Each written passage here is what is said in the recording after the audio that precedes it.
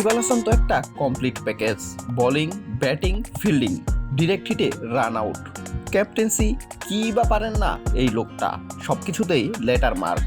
গতকাল তাই 50-র পর আবারও 4 উইকেট। মূলত সাকিবের দল তার ব্যাটিংয়ের উপর নির্ভর করেই একটা সম্মানজনক পুঁজি পেয়েছিল।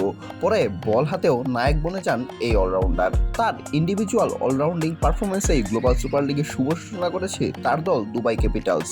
হয়েছেন তিনি ম্যাচ সেরাও। গায়ানায় দ্বিতীয় আসরের উদ্বোধনী ম্যাচে বৃহস্পতিবার সেন্ট্রাল ডিস্ট্রিক্টসকে 166 রানের লক্ষ্যে ব্যাট করতে পাঠায় সাকিবের দল। সেখানে 144 রানে আটকে যায় সেন্ট্রাল, এবং এই হাড্ডাহাড্ডি লড়াইয়ে দুবাই ক্যাপিটালস শেষাশি হাসতে পেরেছিল একমাত্র সাকিব আল হাসানের কারণেই। ব্যাট হাতে প্রথমে 7-4 ও 1 ছক্কায় 37 বলে অপরাজিত 58 রানের ইনিংস খেলেন সাকিব। পরে বোলিংয়ে প্রথম ওভারেই মেইডেন সহ নেন 2 উইকেট।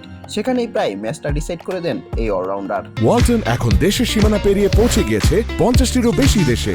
ওয়ালটন, ঘরে ঘরে, বিশ্বজুড়ে। ইনিংসে 4টি বা এর বেশি উইকেট সাকিব আল হাসান পেলেন মোট 17 বার।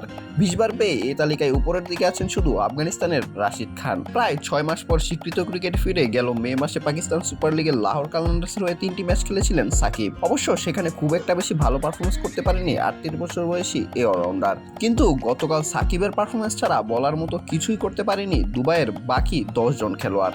সাকিব এই পারফরমেন্সটা না করলে হয়তো নিশ্চিত ম্যাচটা হারতে হতো তার দলকে।